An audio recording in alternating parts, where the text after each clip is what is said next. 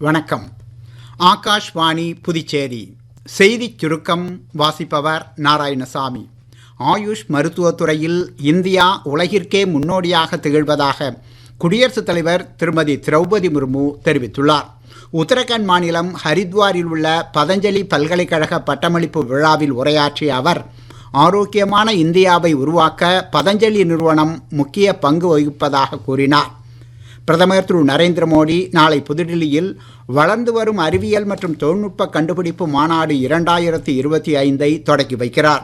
இந்நிகழ்ச்சியில் இந்தியாவில் ஆராய்ச்சி மற்றும் மேம்பாட்டு சுற்றுச்சூழல் அமைப்பை மேம்படுத்துவதற்காக 1 லட்சம் கோடி ரூபாய் மதிப்பிலான ஆராய்ச்சி மேம்பாடு மற்றும் புத்தாக்க திட்ட நிதியையும் பிரதமர் வழங்குகிறார். ஆகாஷ்வாணி சங்கீத சம்மேளனத்தின் 67வது விழா இன்று மாலை புதுடில்லி, மும்பை மற்றும் சென்னையில் இசை நிகழ்ச்சிகளுடன் தொடங்கியது. 1 மாத காலம் நடைபெறும் இந்த நிகழ்ச்சியில் நாடு முழுவதும் 24 நகரங்களில் பாரம்பரிய இசை நிகழ்ச்சிகள் நடைபெறுகிறது. கலாச்சார அமைச்சகம் மற்றும் பிரசார் பாரதி இணைந்து இந்நிகழ்ச்சிக்கு ஏற்பாடு செய்துள்ளது.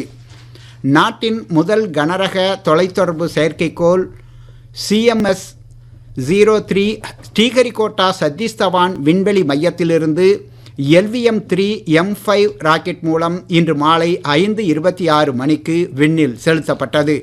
4000 கிலோ எடை கொண்ட இந்த செயற்கைக்கோள் கடற்படை மற்றும் இராணுவ தகவல் தொடர்பை மேலும் வலுப்படுத்தும் என இஸ்ரோ தெரிவித்துள்ளது. புதுச்சேரியில் கல்லறை திருநாள் இன்று அனுசரிக்கப்பட்டது. இதனையொட்டி ஏராளமான கிறிஸ்தவர்கள் தங்களது முன்னோர்களின் கல்லறைகளை அலங்கரித்து அஞ்சலி செலுத்தினர்.